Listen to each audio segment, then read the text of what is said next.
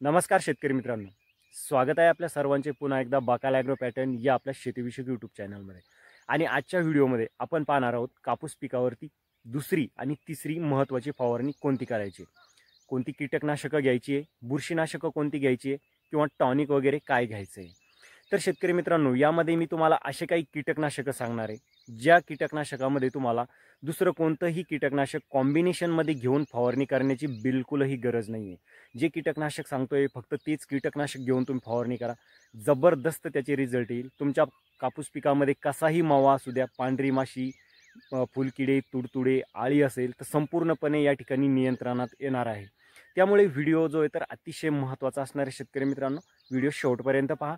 आणि जे कोणी शेतकरी आणखी आपल्या बाकाल ॲग्रो पॅटर्न चॅनलवरती नवीन आहे तर अशा शेतकऱ्यांनी एकदा चॅनलला सबस्क्राईब करून घ्या आणि त्या समोरील नोटिफिकेशन बेल ऑन करायला विसरू नका, म्हणजे आपल्या चॅनलवर शेतीविषयक जे काही नवनवीन व्हिडिओज येत असतात त्या व्हिडिओचे नोटिफिकेशन हे तुम्हाला मिळत राहतील। आणि हो शेतकरी मित्रांनो, आपला व्हिडिओ तुम्हाला आवडल्यास व्हिडिओला लाईक करून जास्तीत जास्त गरजवंत शेतकऱ्यांपर्यंत आपला व्हिडिओ शेअर करायला विसरू नका। तर शेतकरी मित्रांनो, सध्या महाराष्ट्रामध्ये गेल्या 15 दिवसापासून सततचा रिमझिम स्वरूपाचा पाऊस चालू आहे। वातावरण ढगाळ आहे। कापूस पिकाला पुरेशा प्रमाणामध्ये सूर्यप्रकाश त्या ठिकाणी मिळत नसल्यानं कापूस पिकावरती रस शोषण करणाऱ्या किडींचा प्रादुर्भाव या ठिकाणी मोठ्या प्रमाणात वाढलेला आपल्याला पाहायला मिळतोय। तर अशा कंडिशनमध्ये आता ज्या शेतकऱ्यांची आणखी दुसरी फवारणी करणं बाकी आहे तर अशा शेतकऱ्यांनी कोणती कीटकनाशकं घ्यायची आहे, किंवा मग ज्या शेतकऱ्यांना आता तिसरी फवारणी करायची आहे, ज्यांचा कापूस बऱ्यापैकी 60 दिवसांपेक्षा जास्त झालेला आहे, फ्लॉवरिंग स्टेजमध्ये कापूस आहे, म्हणजे पात्यापुड्यांच्या अवस्थेत कापूस आहे, अशा शेतकऱ्यांनी कोणती फवारणी घ्यायची आहे याविषयी आपण सविस्तर माहिती जाणून घेणार आहोत। यामध्ये मी तुम्हाला काही निवडक कीटकनाशकं सांगणार आहे, ती कीटकनाशकं घेऊन तुम्ही फवारणी करून घ्या शेतकरी मित्रांनो। कॉम्बिनेशनमध्ये त्या ठिकाणी तुम्हाला कोणतंही कीटकनाशक घेण्याची गरज बिलकुलही पडणार नाही। तर शेतकरी मित्रांनो, ज्यांची आणखी दुसरी फवारणी बाकी आहे आणि ज्यांच्या कापूस पिकावरती रस शोषण करणाऱ्या किडींचा सध्या प्रादुर्भाव मोठ्या प्रमाणात आहे तर अशा शेतकऱ्यांनी मी तुम्हाला 2-3 कीटकनाशकं सांगतोय, त्यापैकी कोणतंही एक घेऊन फवारणी करा शेतकरी मित्रांनो। यामध्ये तुम्ही सिजेंटाचा पेगासिस, ज्यामध्ये डायफेन्थ्युरॉन 50% WDG स्वरूपात मिळतो, हे औषध, किंवा मग शेतकरी मित्रांनो यालाच एक ऑप्शन म्हणजेच वुलवूड कंपनीचा विल्किन, ज्यामध्ये सुद्धा डायफेन्थ्युरॉन 50% मिळतो। दोन्ही औषधं जवळपास सारख्याच रेटमध्ये मिळतात आणि दोन्हीचे पण रिझल्ट एकदम जबरदस्त आहे। तर तुमचा 20 लिटरचा पंप असेल तर त्या ठिकाणी एका टाकीला 1 पुडी घ्यायची आहे, किंवा तुमचा जर 15 लिटरचा पंप असेल शेतकरी मित्रांनो तर 2 पुड्यामध्ये तुम्हाला 3 पंप करायचे, म्हणजे 3 टाक्या करायच्या आहे। आणि याच्या जोडीला शेतकरी मित्रांनो तुम्हाला दुसरं कोणतंही कीटकनाशक घ्यायची गरज नाही, म्हणजे ॲसिटामाप्राइड वगैरे बरेच कृषी सल्लागार सांगताय कॉम्बिनेशनमध्ये घ्या, काही गरज त्या ठिकाणी पडणार नाही आहे। ह्याच औषधामध्ये तुमच्या कापूस पिकातील मावा, पांढरी माशी, तुडतुडे सर्व बिलकुल नष्ट होणार आहे।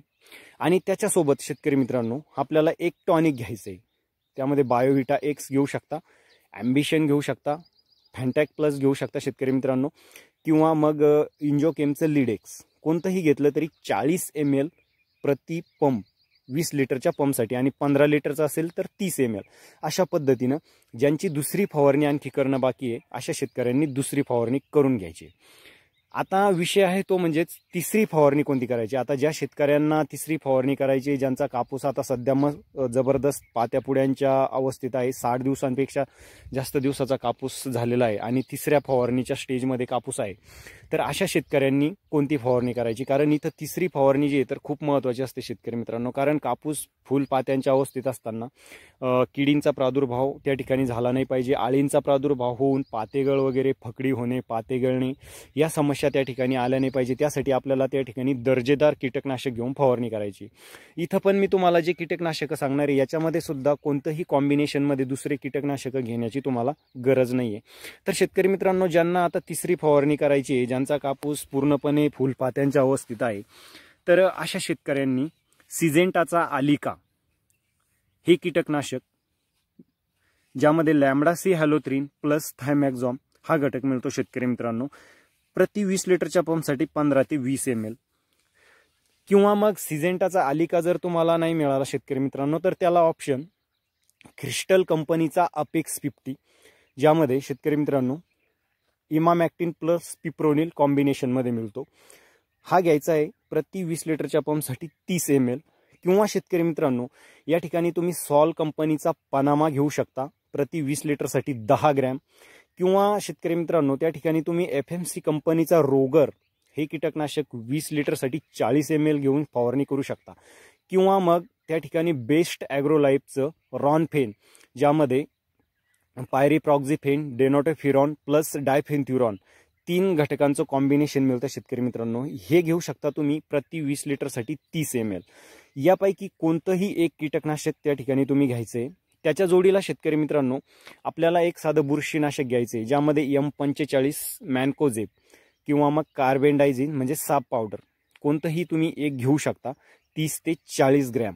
आणि आता कापूस जो आहे तर हा फुलपात्यांच्या अवस्थेत आहे शेतकरी मित्रांनो, त्यामुळे पात्यांची संख्या चांगली वाढावी, फुटवे व्यवस्थित राहावे, त्यासाठी शेतकरी मित्रांनो आपल्याला म्हणजे सेटिंग पण चांगली व्हायला पाहिजे. तर एक विद्राव्य खत त्या ठिकाणी घ्यायचं आहे 13-40-13. बाकी टॉनिक वगैरे घेण्याची बिलकुल तुम्हाला गरज पडणार नाही शेतकरी मित्रांनो.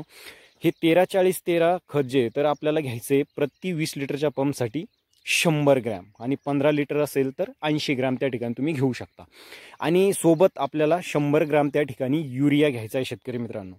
युरियाचं काम या ठिकाणी असं आहे की तुमच्या कापूस पिकामध्ये नायट्रोजनची कमतरता जी असते म्हणजे नत्रांची कमतरता आहे ती पण भरून निघणार आहे.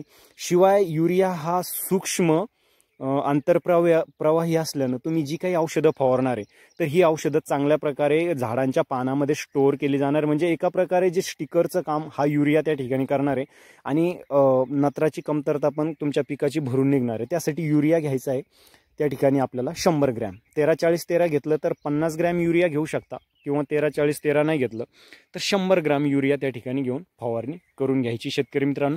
अतिशय जबरदस्त रिझल्ट या फवारणीचे येणार आहे. कोणतंही कीटकनाशक त्या ठिकाणी कॉम्बिनेशनमध्ये घेऊ नका. पांढरी माशी जरी असेल तरी बरेच कृषी सल्लागार सांगतात की त्या ठिकाणी ॲसिटामाप्राइड घ्या, तुम्हाला बिलकुल घेण्याची गरज पडणार नाही शेतकरी मित्रांनो. ह्याच औषधामध्ये तुमच्या ज्या समस्या आहे कापूस पिकातल्या त्या पूर्णपणे नष्ट होणार आहे.